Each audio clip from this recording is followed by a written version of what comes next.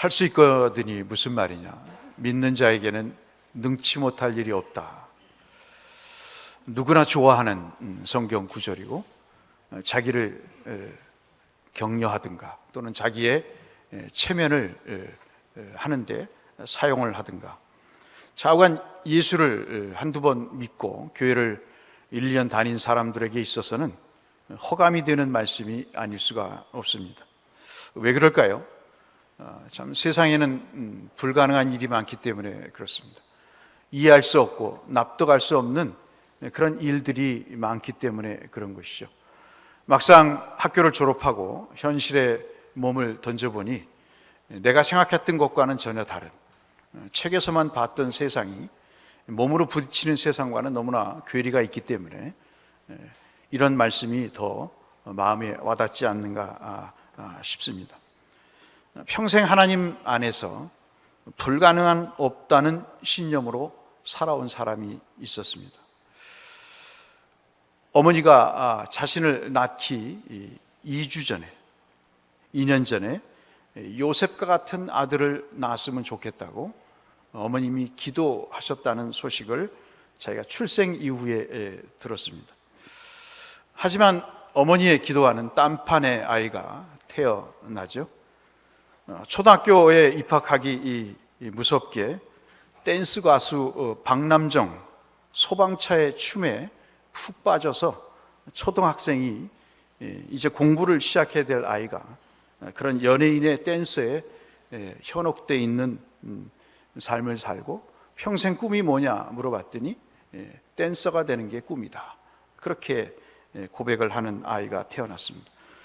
성적은 예상컨대 늘 중하위권이게 되고, 그리고 어머니는 그럼에도 불구하고 아들에 대한 희망의 끈을 놓지 않고 끊임없이 이 아이가 다니엘과 같이 요셉과 같은 아이가 되게 해달라고 그렇게 밤낮으로 기도를 한 어머님이 계셨습니다. 초등학교 때 공부보다는 앞서 말씀드린 춤과 음악에 빠져서 공부도 중하위권 바닥을 기는 열등생이었다가 단대부중 3학년 때 미국으로 유학을 결심을 하게 됩니다. 하나님의 신비를 깨닫고 미국에서 그 어린 나이에 20일 동안 금식 기도를 하면서 자신의 인생에 새로운 전환점을 모색을 합니다. 대단하죠? 중학교 3학년짜리가 20일 금식을 하게 되고, 이렇게 살아서는 안 되겠다고 하는 굳은 결심을 하면서 자기 인생의 변화를 모색하게 됩니다. 그리고 공부를 해서 전액 장학금으로 그 명문 스탠포드에 입학을 하게 되고, 그리고 동아시아학과에서 공부를 하면서 아시아에 대한, 특히 동아시아에 대한 관심을 갖고 커서 졸업을 하고 이제 일본에, 한국 사람이 없는 일본의 대기업에 취직을 해서 일본 기업에서 아주 유능하게 일을 했던 한 사람이 있습니다. 화면을 보실까요? 그 사람이 누구냐면 여러분 아시는 조한영 씨입니다. 이 아이는 지금은 뭐 아이가 아닙니다만은 책을 2개를 썼습니다. 하나가 나는 하나님의 가능성이 되고 싶다, 그리고 2가 나오고, 여러분 유튜브에 가서 보시면 이 조헌영 씨에 대한 여러 가지 동영상이 되어 있고, 그 어머님의 이 아이를 키우기 위한 몸부림이, 그리고 자신이 또한 하나님 앞에 부르짖고 삶의 변화와 축복을 가져오기 위해서 불가능을 가능케 하신 하나님을 경험한 그 고백들이 여러 영상을 통해서 확인되고 있습니다. 자식을 사랑하시는 부모들은 아마도 이러한 내용들을 우리가 들려주실 필요가 있다 하는 생각을 갖게 됩니다. 우리에겐 참 슬픈 일들이 많이 있습니다. 이유는 인생의 장애물 때문에 그렇습니다. 조헌영 씨도 바로 인생의 장애물이 있었습니다. 뭐 그것이 자기가 초래했던, 아니면 또 다른 사람에 의해서 원치 않게 자기 인생을 막고 쓰는 바리케트와 같은 그런 일이 있든 자관 어떻든 간에 인생에는 많은 장애물이 있습니다. 근데 그것을 어떻게 처리하느냐에 따라서 삶의 결과는 아주 확연히 달라질 수가 있는 것이죠. 나이 때문에 참 우리는 큰 장애를 겪습니다. 한참 일하고 싶은데 지금 65세 정년 자체를 폐지하자는 그런 움직임도 있는 것을 아시다시피, 이 나이가 50이 되면 이미 사표를 호주머니에다 넣고 다녀야 되는 그런 상황이죠. 한참 일할 수 있는데 나이가 정년에 걸려서 그만두어야 되는 그런 참으로 억울한 형편이 우리에게 있습니다. 건강은 또 어떻습니까? 건강은 참 자랑하고 건강 하나 가지고 내가 평생 먹고 살았는데, 주먹 하나 가지고 먹고 살았는데, 근력 가지고 먹고 살았는데, 이제 보니까 형편이 없는, 어느 날 야단을 치는 아버지의 팔을 붙잡는 아들의 그 강한 팔뚝을 보면서 남자로서, 수컷으로서 그 모든 꼬리를 내려야 되는 그런 아픔도 우리에게 있고요. 아주 근육질로 단단해진 젊은 청년을 보면서 왜소한 내 모습, 배가 나오고 다리가 가늘어가는 내 모습을 보면서 좀 비참한 내 인생의 장애를 느끼기도 합니다. 환경은 어떻습니까? 남은 다 백을 써서 이 모양 저 모양으로 아버지의 찬스 없이 산다고 하지만, 그러나 어디 한국 사회가 그렇습니까? 이 모양 저 모양으로 들이대는 사람도 있고 봐주는 사람도 있고, 나도 모르게 어떤 거래가 성사가 되고 나도 모르는 사이에 통장에 돈이 들어오는 그런 사회. 동일하게 경쟁을 하지만 그러나 누구는 어떤 비리의 과정을 통해서 들어가게 되고, 누구는 1점 차로 그 아이 때문에 떨어져서 평생 직장을 들어가지 못하는 그런 억울한 사회 속에, 그 환경 속에 내 아버지는 무엇을 했는가, 내 어머니는 무엇을 하고 살았는가 하는 그런 비통한 상황이 우리의 삶에 장애가 될 수가 있습니다. 신자에게는 어떻습니까? 이 말씀을 준비하면서 신자에게 장애물이 뭘까? 그것은 아마도 불신앙이 아닌가 싶습니다. 하나님을 바라보고 하나님을 소망하면서 살아온다고 하지만, 사실 우리의 상황이 여의치가 않을 때, 하나님이 계시지 않는다고 느껴질 때 우리는 쉽게 돌아서고 포기하고 체념하는 그런 일들이 있습니다. 처음에는 의기소침했다가, 그 다음에 두 번째는 낙심을 하게 되고, 그 다음에 세 번째는 결국 체념을 하고 절망을 하게 되고, 결국은 포기하게 되는 그런 단계를 거쳐 가죠. 근데 여러분, 우리가 늘 설교 때도 말씀드렸다시피 제 인생의 어떤 하나의 하나님 주신 은혜이기도 합니다만은, 생각을 바꾸면 인생이 달라지듯이 하나님께서 우리에게 이런 어려운 상황, 어려운 장애물을 주셨을 때는 그만한 이유가 분명히 있을 것이고, 그 장애물을 극복하고 나갔을 때 하나님께서 그 장애물의 너머에 예비하신 하나님의 그 거룩한 선물과도 같은 축복은 참으로 선지자가 말한 대로 크고 은밀한 일들이 아닐 수가 없는 것이죠. 내 계획 속에 없었고 내 상상 속에 없었던 그런 일들이 이 불가능 뒤편에 있다는 사실은 우리를 놀라게 하지 않을 수가 없습니다. 우리에게는 삶에 드려진 장애물들이 참 많습니다. 젊었을 때 말씀드렸다시피 의욕과 열정이 가득해서 못할 일이 없다고 생각을 하고, 저도 그랬습니다. 누구든 이길 수 있다고 생각을 했습니다만, 그러나 그것이 현실과 부딪혔을 때 형편없는 나의 작은 모습을 보고, 때로는 사람이 겸손하게 되고, 때로는 세상이 만만치가 않다는 자기 이해를 하게 되고, 그리고 때로는 노력을 해야 되겠다고 하는 그런 자기 자신의 몸부림도 가져오면서 사람이 발전하게 되는 것이죠.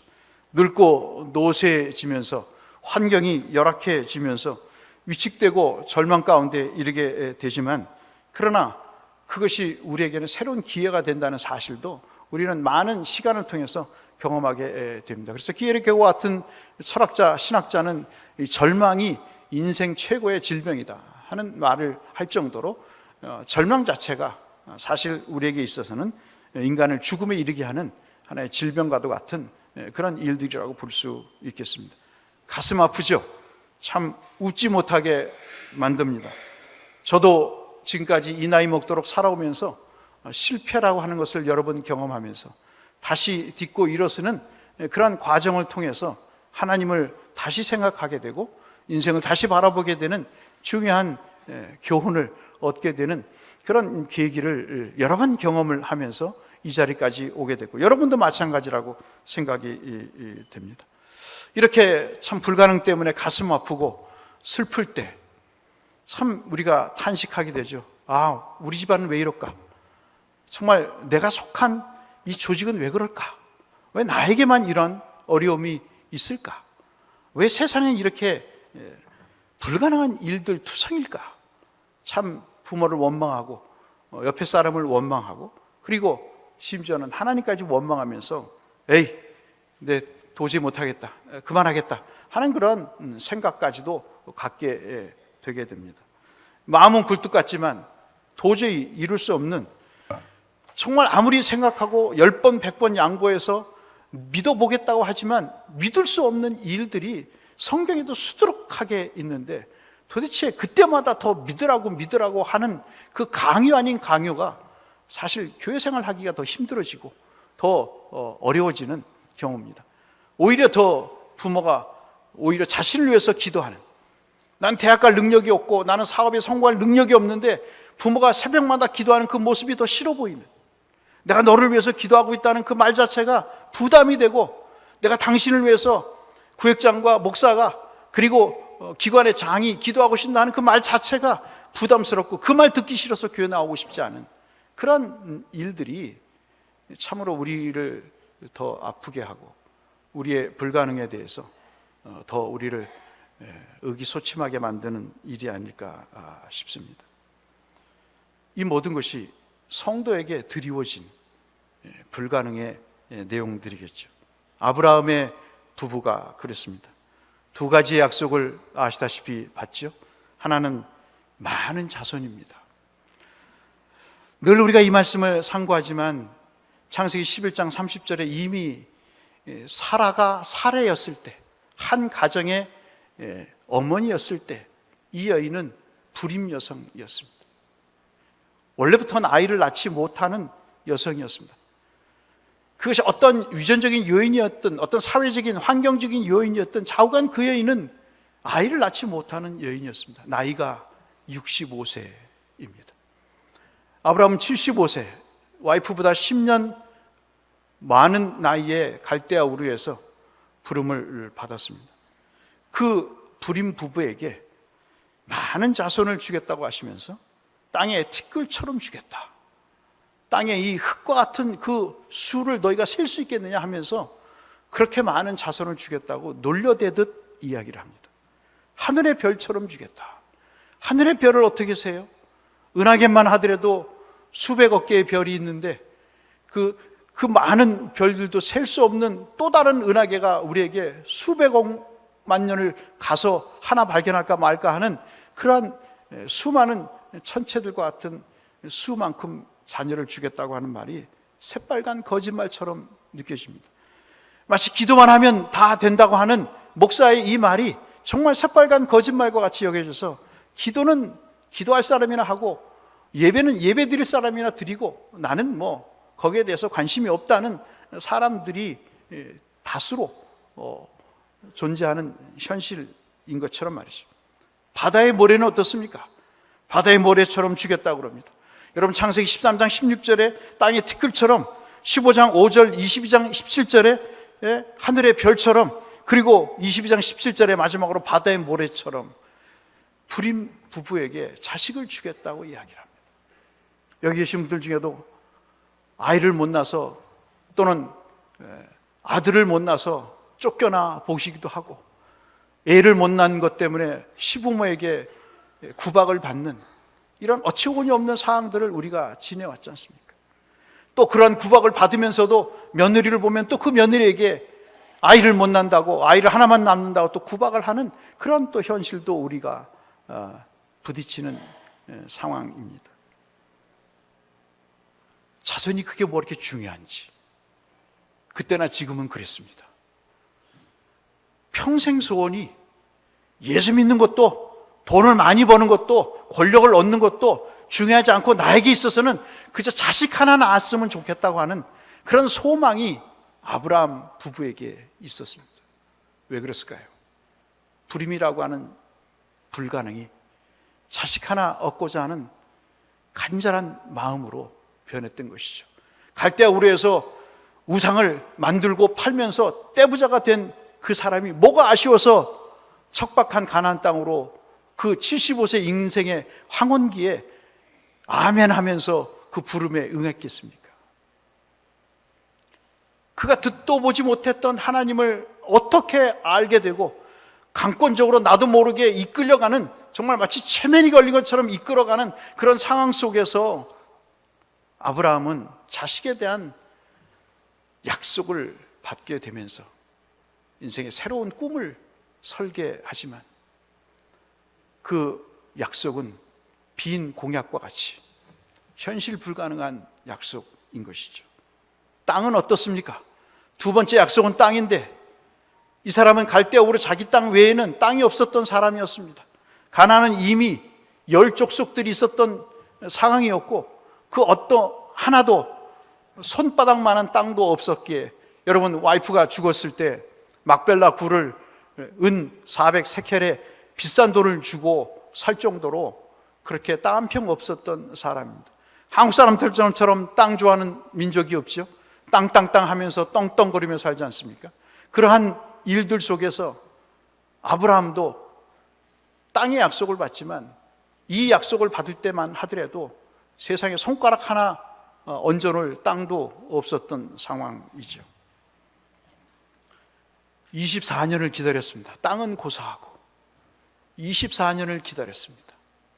자식을 주겠다고 약속을 했습니다. 5년이 지날 때 한 번 더 생각을 해보자. 10년이 지날 때 칭얼대는 와이프를 달래면서 하나님이 그렇게 약속하셨으니 한 번 더 믿어보자. 10년이 지나도 15년이 지나도 경수가 끊어진, 생리가 끊어진 여인에게, 나이 99세인 노인에게, 80세가 넘는 여인에게 무슨 아이가 들어서겠어요?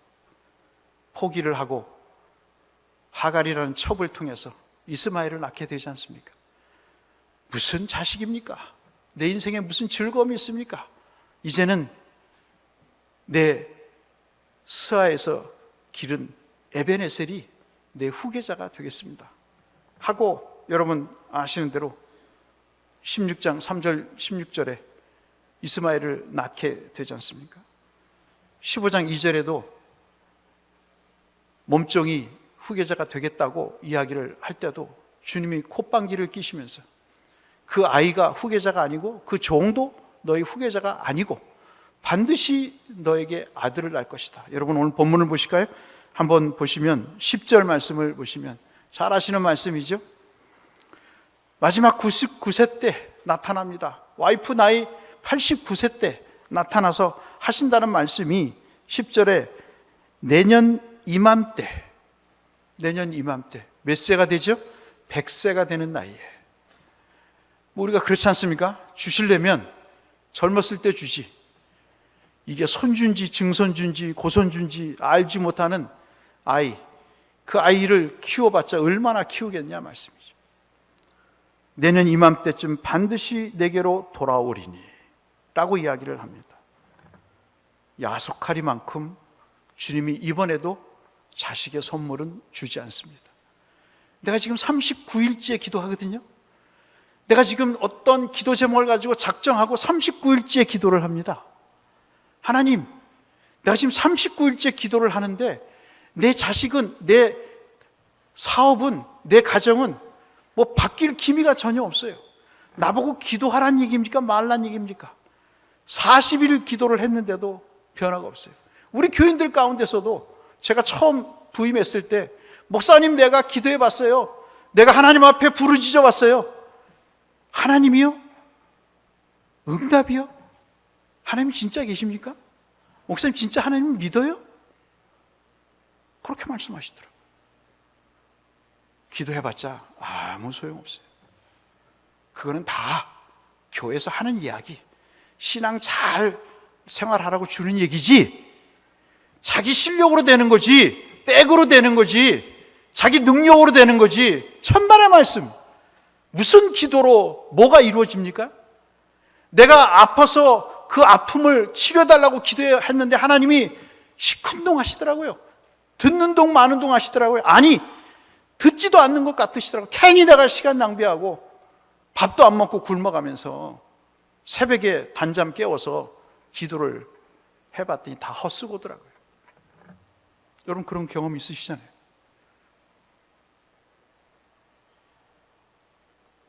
지금 상황은 불가능인데 뭘 약속을 한단 말이냐. 근데 여러분 본문을 보실까요? 10절에 아까 말씀드렸다시피 내가 반드시 내게로 돌아오리라 그래요. 하나님은 우리에게 은혜를 주시기 위해서 돌아오실 때가 있는 줄로 믿으시길 바랍니다.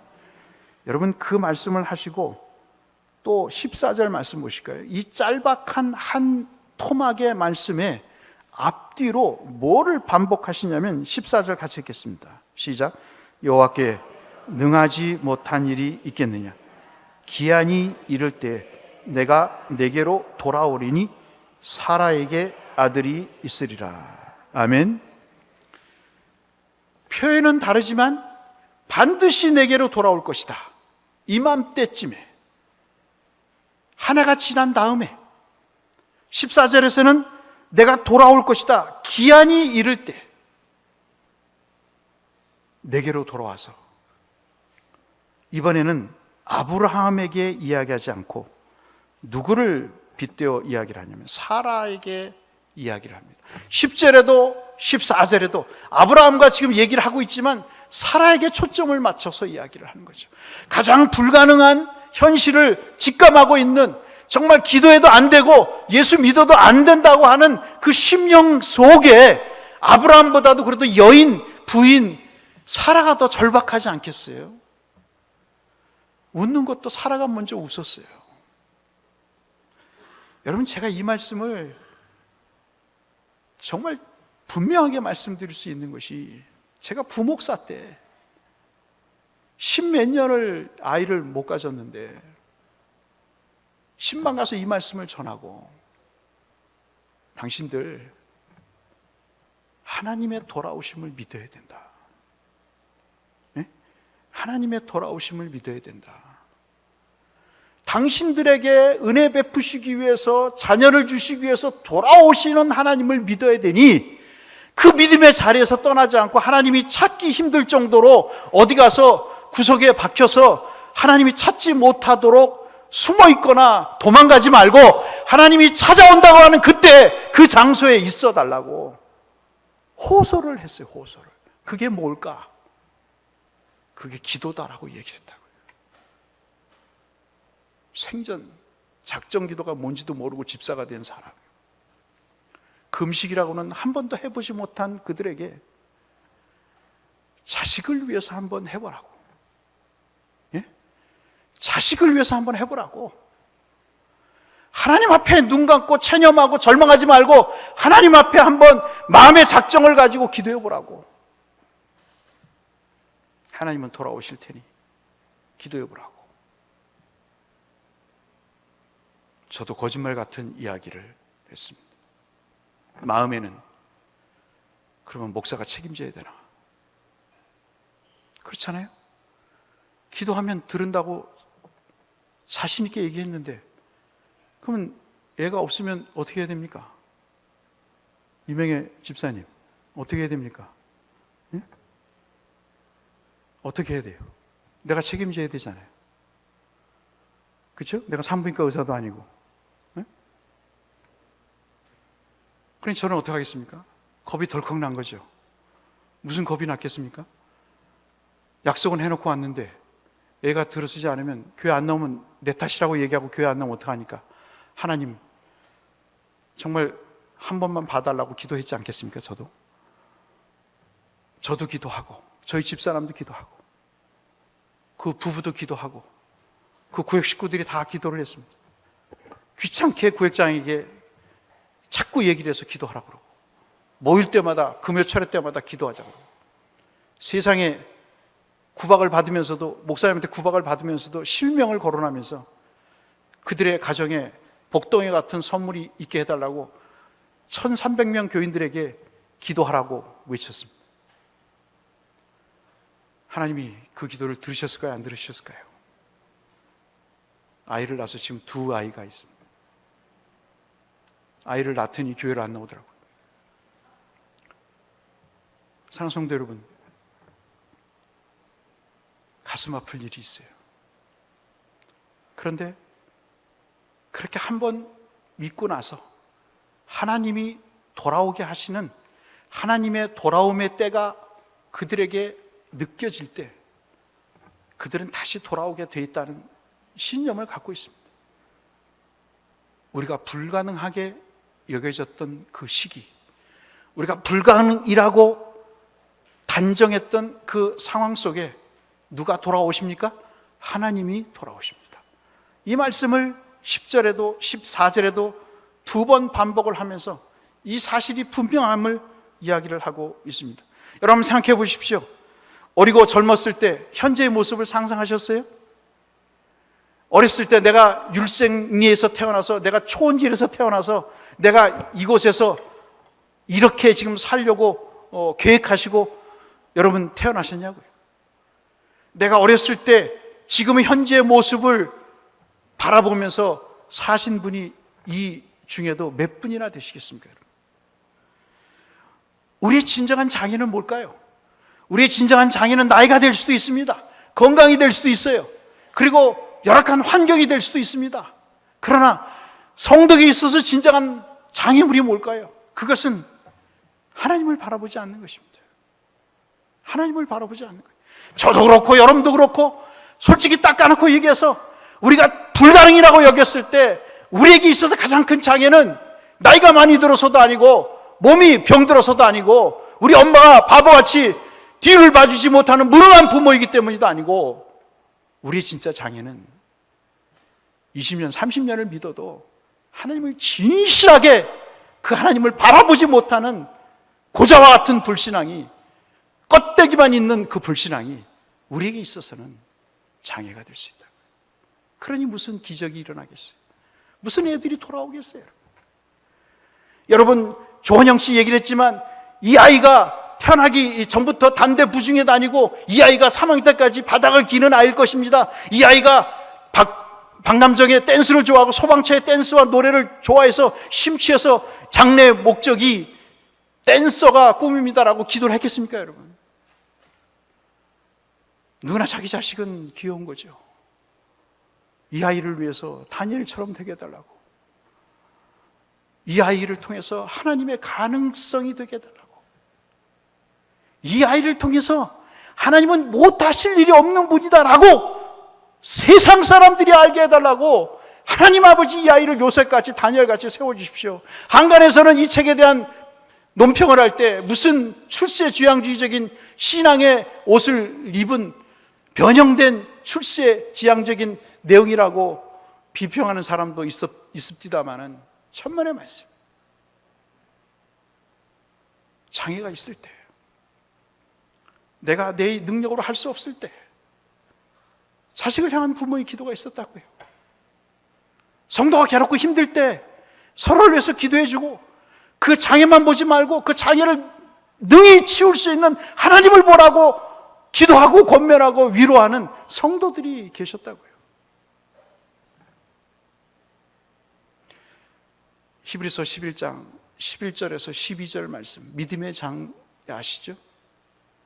그 장애는 사라에 대해서 이렇게 이야기를 하고 있습니다.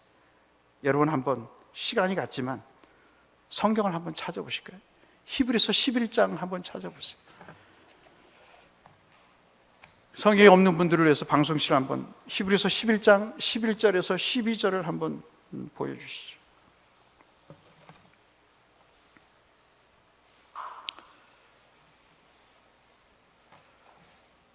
사라의 이 사건을 히브리서 기자가 기록을 하면서 이렇게 이야기를 합니다. 사라가 웃었다고 얘기를 하지 않습니까? 히브리서 11장 제가 읽어드리겠습니다. 믿음으로 사라 자신도 나이가 많아 단산하였으나, 그것은 사실이에요. 사라의 경우처럼 우리의 경우처럼 우리가 불가능하다고 여겨지는 것은 다 사실입니다.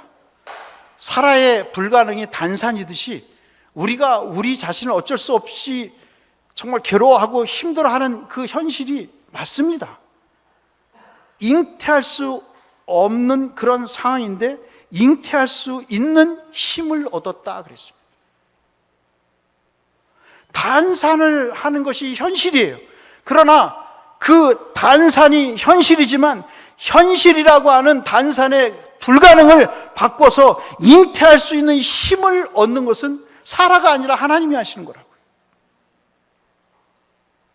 이는 이렇게 하신 이유는 약속하신 즉 그 약속을 보장하신 하나님이 미쁘신 줄을 알게 하기 때문이다. 나는 불가능 때문에 엎어지고 자빠지고 나는 둥둥 구르면서 슬퍼하지만 그러나 그 약속이 24년을 기다리든 250년을 기다리든 좌우간 하나님이 정한 때 그 약속을 이루실 거라고 하는 그런 능력과 그것을 실제로 이루시는 분은 신실하신 하나님이라는 사실을 사라가 알게 하기 위해서 그랬다는 겁니다. 그러니 신앙은 속 터지는 거죠. 그래서 인내가 허장로님 기도하셨다시피 때로는 기다림이 필요한 겁니다. 때로는 인내가 필요한 거죠.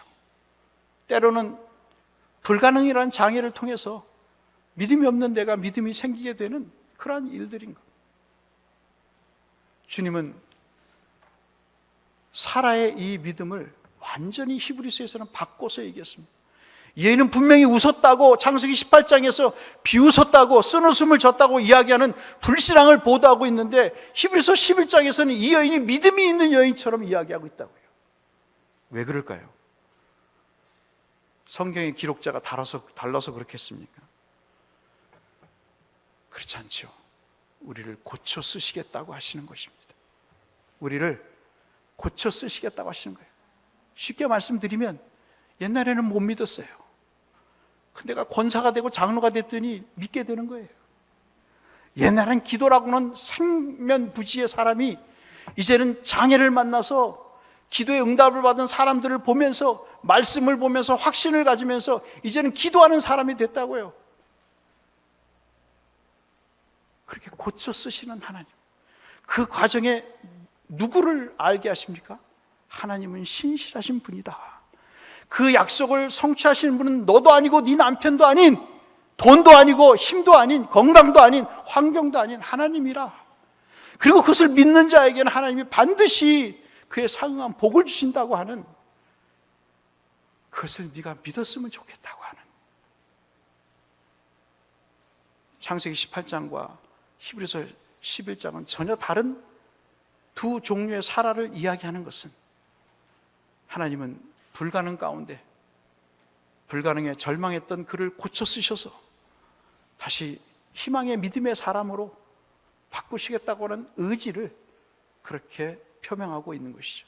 히브리서 기자의 기억 속에 남았던 사라는 단산이라고 하는 불가능의 여인이었지만 그러나 잉태할 수 있는 힘을 주시는 하나님 때문에 마지막 해변의 무수한 모래와 같이 많은 후손을 키워갈 수 있게 하셨다고 하는 고백의 여인으로 바꿔놓으셨다는 말씀으로 사라의 이야기를 기억하고 정리하고 있습니다. 다 하시는 말씀입니다. 그러나 이건 저에게 주시는 말씀이었어요.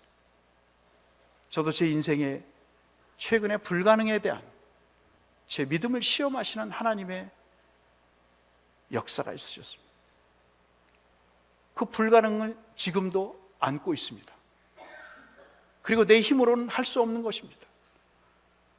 나는 장관도 아니고 대통령도 아니고 나는 어떠한 대학의 총장도 아닙니다. 이름 없는 목사입니다. 그러나 여전히 나에게는 불가능이 있습니다. 그러나 한 가지 사실은 분명합니다. 불가능 때문에 더 주님 앞에 아주 면밀하게, 세심하게, 그리고 자세히 주님 앞에 접근을 하지만 그러나 어떠한 결과든 하나님은 선으로 바꾸실 것이다.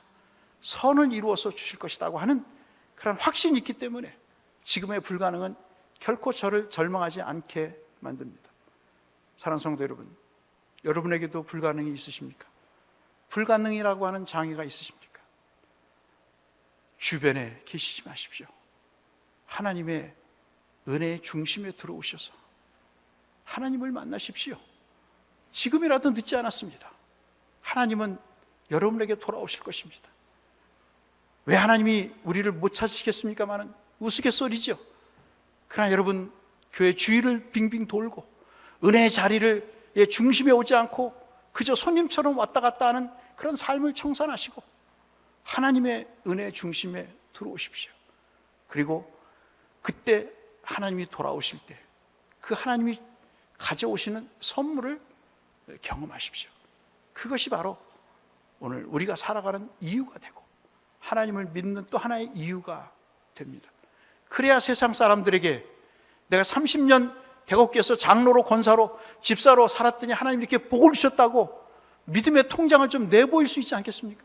세상 사람들에게 수협에 몇 천만 원 있다고 통장 내보이지 말고 농협에 몇 억 있다고 내보이지 말고 하나님이 내게 주셨던 선물을 보여주는 그런 자랑은 그들에게 전도 편지가 되지 않겠습니까?